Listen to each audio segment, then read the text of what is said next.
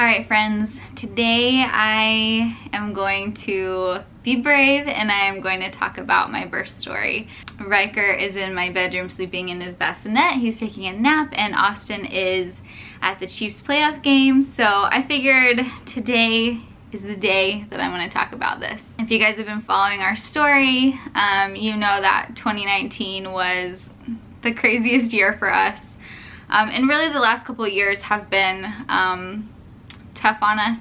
I want to start at the very beginning, and I want to give a little bit of background in case you don't know our story or don't know us. You can get a feel for how this all began. The story is so long and there's so much to it that I think I'm gonna do 3 or 4 different videos, so it's not a super long video.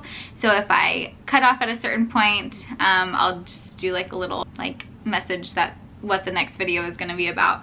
But I have like a layout of each different chunk I want to do. I want you guys to be forgiving and have an open mind, because whenever I tell this story to my friends and family, they honestly are like blown away that this even happened to us, and the miscommunications between us and the doctors, and just like I just felt like we were on 2 different planets.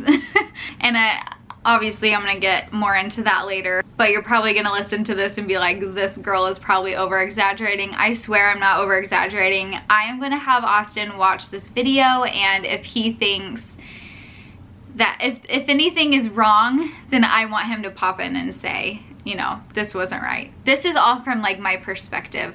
I do want to say before I start the video, and I'm putting like so much emphasis on like the doctors, because truly this felt like it was, I can't even this felt like a traumatic experience, because partly the communication with the doctors, and I don't want you guys to be like, wow, Alex and Austin are idiots, because the doctors had to be straightforward with us, and or I don't want you to be like, wow, those doctors are complete jerks and like had no sympathy for us. So I just want you to like have an open mind. I feel very defensive over this, because I am so thankful for these doctors and like everything they did for me, and I never want it to come across that I am ungrateful for the care that they gave me. Were there hard times? Yes. Was there tension? Yes. It was terrible, but honestly, I have talked to both of the doctors, and one doctor I actually ran into randomly at the hospital because I was delivering Christmas stuff, and I delivered it to his office and then ended up running into him before I left the hospital, and we were kind of able to chat a little bit. And I think there's just like some personality differences, and the other doctor, I talked to her very frequently. We went back to the NICU and Riker visited her, and her and Austin are good now. So I just don't want you guys to judge us too hard. Emotions were high. I just want to say that as a disclaimer. I also want to make this video to raise awareness for anyone who's going through a similar situation, who may be preeclamptic or have a baby in the NICU. I sincerely hope that this video helps whoever needs it.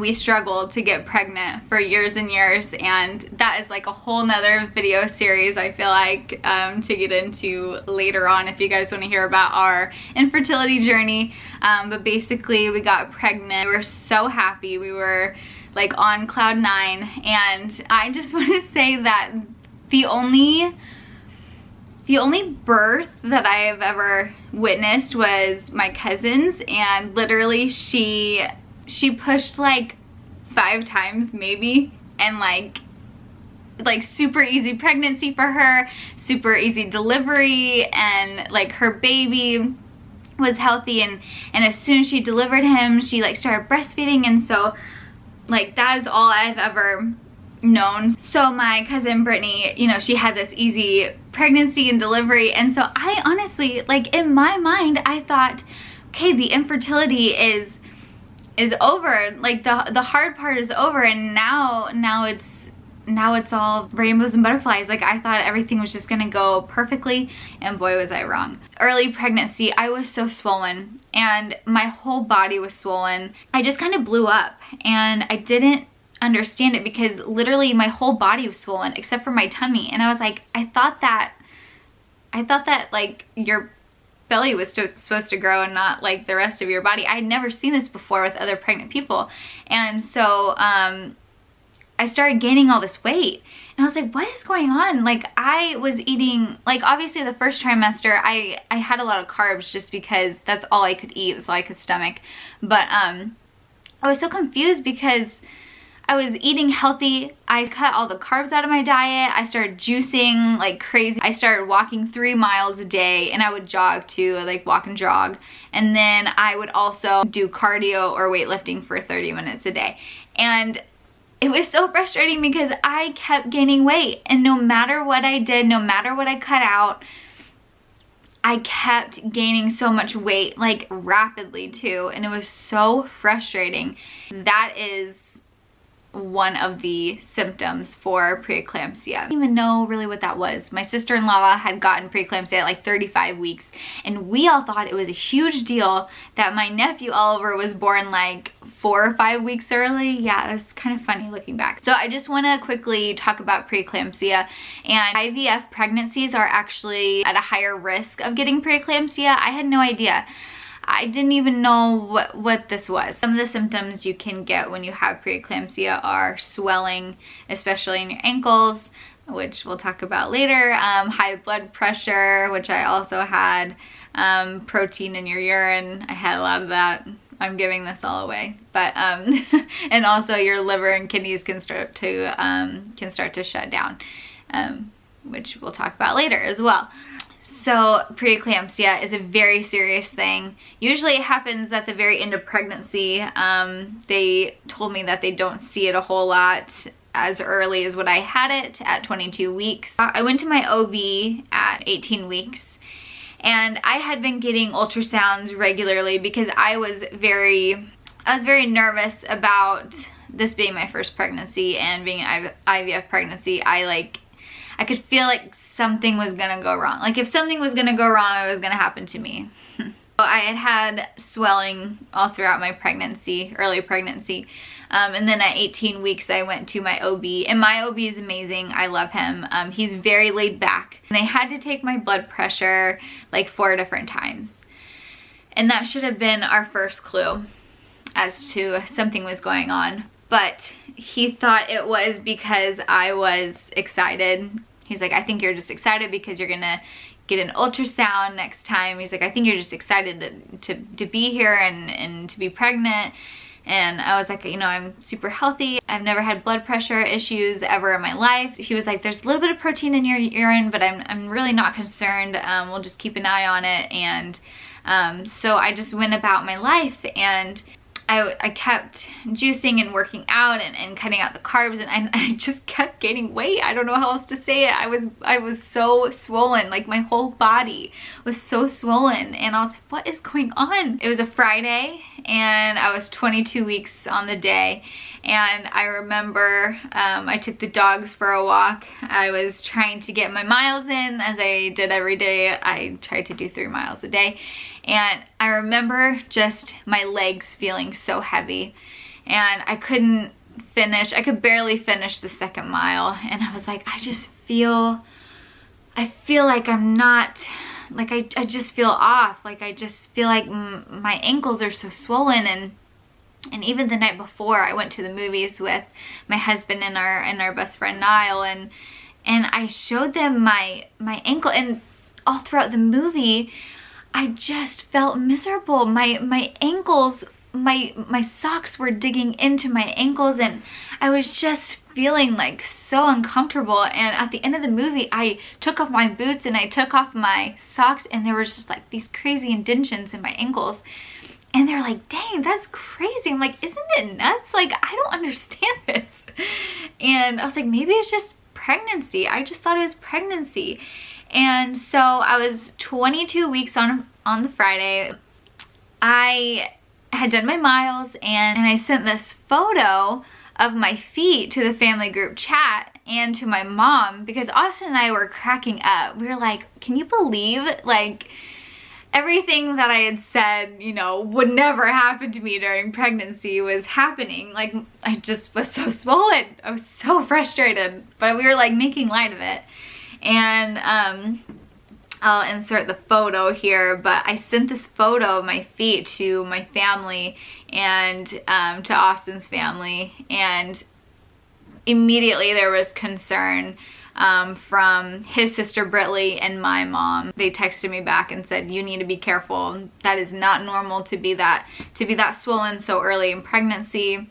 Britley was like, my feet swelled up, but I was about ready to deliver. I was not that, you know, not that swollen that early. I kind of brushed it off. I was like, okay, thank you. Thanks for the heads up. But my mom like started Googling, of course, but if you know Roxy, you know she's not gonna give up until she figures out what the heck's going on. So my mom started Googling, and she was like, I'm reading all this stuff, and she was like, I really think we need to take your blood pressure tonight. I was like, I don't think that's an issue. And in my mind, I totally forgot about my 18-week appointment, my blood pressure being a little bit elevated.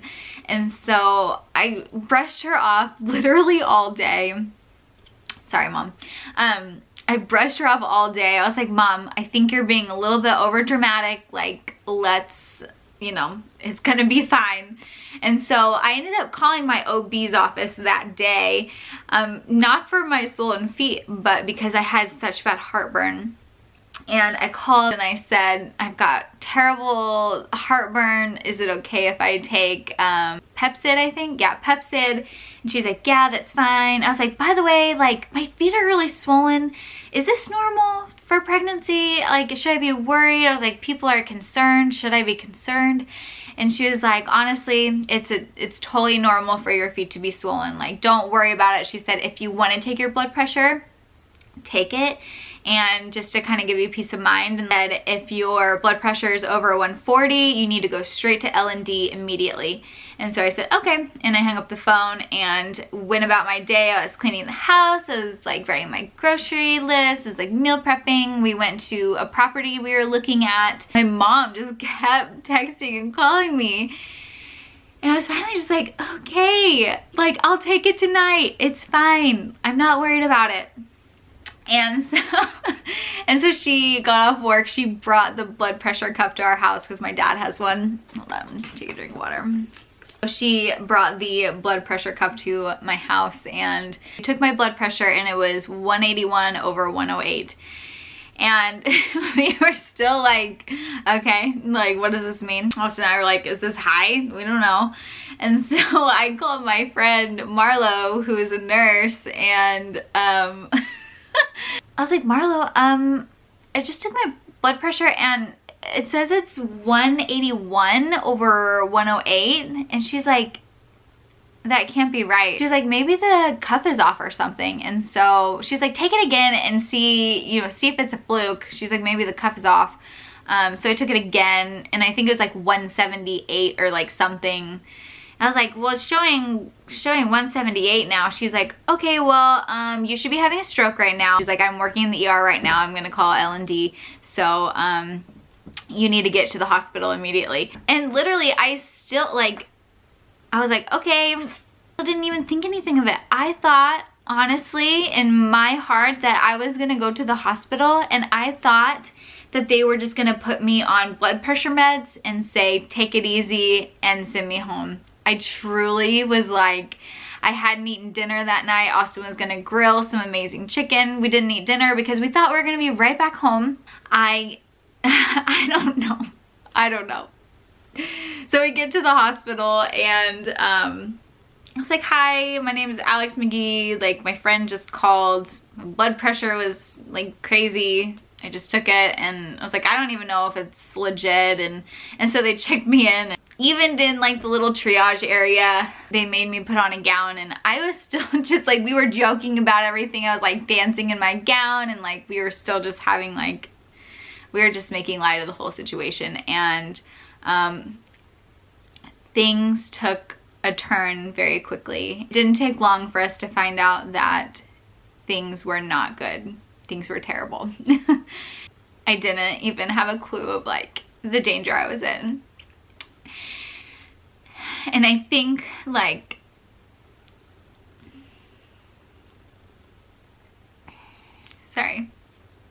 I think I was confused like when my brother showed up at the hospital. I was like, what is Tommy doing here? Like, why is my brother here? And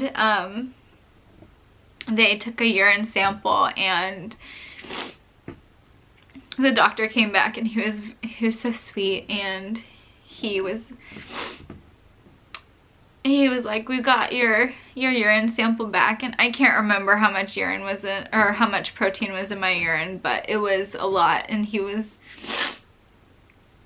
like, you're not leaving this hospital until you have your baby. And like, I lost it. I truly, like, I blacked out. It was like total shock. And like I felt like the world like stopped. And I don't even like remember anything. I just remember thinking like, this is a nightmare. And like, I don't know why, but I was so concerned of like my dad and my brother like hearing me scream in the hallway. So it was terrible. He explained to me that, you know, the only cure for preeclampsia is delivery. And I think we were all just like in shock. And he was like, we're gonna try and save your baby, but like, your life is our #1 priority right now. And like, I didn't even know. It was just a nightmare. So they took me back. We did an ultrasound of Riker. Riker was super strong. He was doing great. I was just confused. I think I was like, they put a catheter in me, and I was like, what are you doing? Like, I don't need that. And they're like, you can't get up at all. I was like, why? I just, I don't know. It was just like the worst. They were prepping me for a C-section, and I didn't even know it. Like, no one would tell me what was going on. It was so frustrating. I was so hungry. I had eaten lunch early that day, and it was well past dinner time. When you're pregnant, you want to eat. They wouldn't let me eat until the next day, and it's because I threw a freaking fit about it because I was so hungry. They immediately put me on a mag drip, which I don't know if you guys know anything about that, but it makes you feel like you have the flu times 10. The magnesium drip was terrible. I checked in on March 22nd, and my due date wasn't until July 26th. So just to give a little perspective, I was 22 weeks pregnant, and the chances of survival for Riker were 10%. It was a nightmare. So the next day they got me into the PCU, and